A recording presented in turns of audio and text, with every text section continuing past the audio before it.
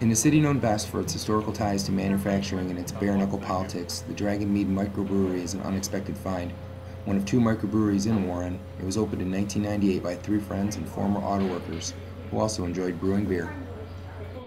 Every beer style has a slightly different orientation, and we try to make it exactly that way.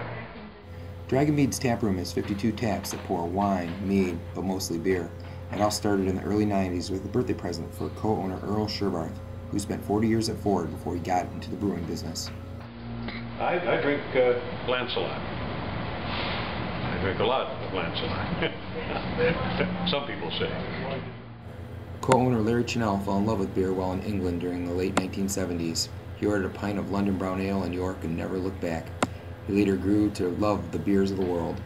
Dragonmead's brewing philosophy reflects that passion through technique and the use of proper ingredients. Here's where we keep our grains that we're going to be using during the week.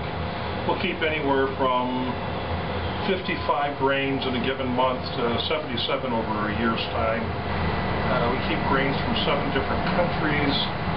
So when we're brewing, we only brew with grain from the style that we're trying to do, or the country of the style that we're trying to do. The needed specialty grains are mashed and boiled on the brewery's floor in a process that's specific for each style of beer. The grain goes from a mash tun to a lauter tun where the solid particles are removed.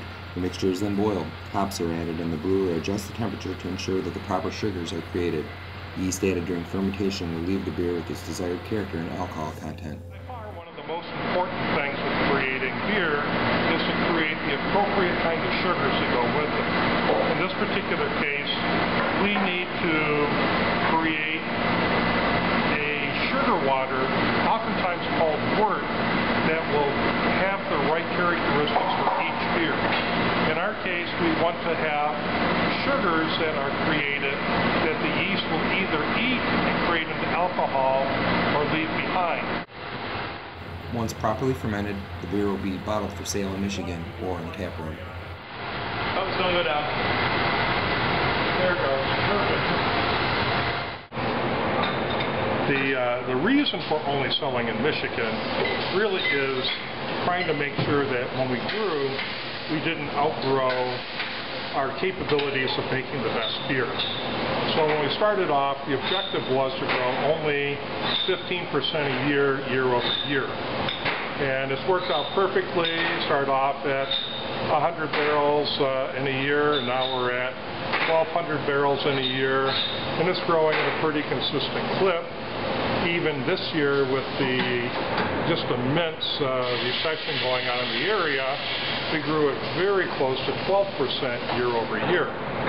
So we're just trying to do locally inside of Michigan until we get up to about 2,000 barrels in Michigan alone, and then we'll start rolling out into other states very slowly so that we're just increasing at exactly the same rate year over year.